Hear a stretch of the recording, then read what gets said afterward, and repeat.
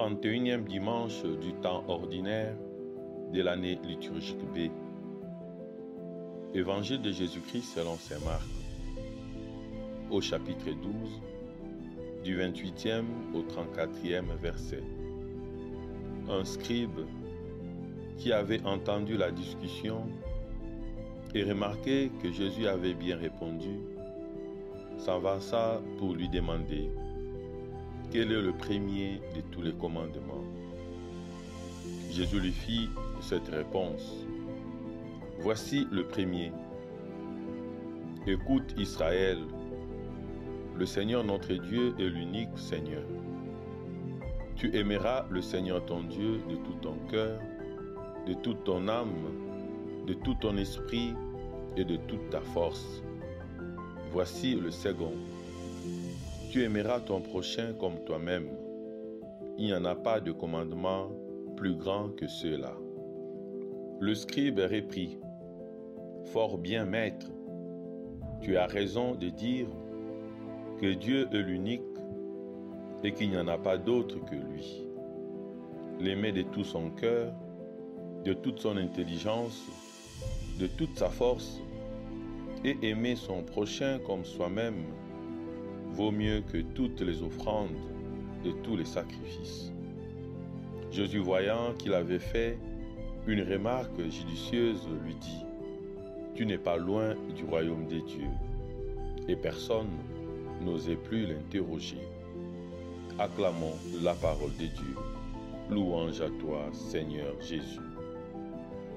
Le scribe de cet évangile de saint Marc est un homme qui cherche Dieu et il veut savoir comment l'atteindre sûrement.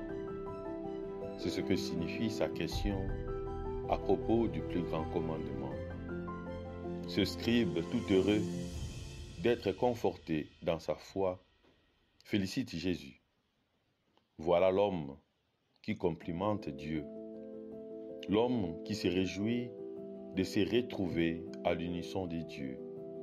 Il dit bravo à Jésus.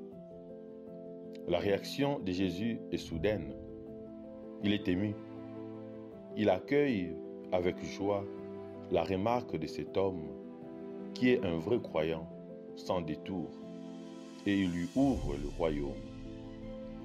Bien-aimé dans le Christ, la loi d'amour est affirmée dès les origines. Pourquoi tant de temps nécessaire pour que l'homme puisse retrouver ce qui était dit au départ? Pourquoi ces millénaires de haine et de guerre, de jalousie et de vengeance, même chez les chrétiens, depuis la venue du Christ? Faut-il donc un si long cheminement pour nous défaire de nos illusions d'amour? Et pourtant, le véritable amour est toujours proche. Aujourd'hui, le Seigneur nous parle d'une vérité si simple et si longue à comprendre. L'essentiel, c'est d'aimer.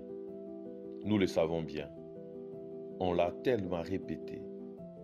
Jésus répond avec une simple oraison que les Juifs récitent plusieurs fois par jour, même aujourd'hui, et qu'ils portent sur eux à tout moment. Écoute Israël, le Seigneur notre Dieu est l'unique Seigneur. Tu aimeras le Seigneur ton Dieu de tout ton cœur, de toute ton âme, de tout ton esprit et de toute ta force.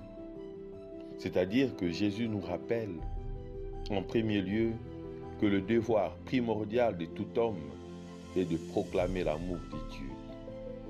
Et cela est juste et logique puisque Dieu nous a aimés le premier.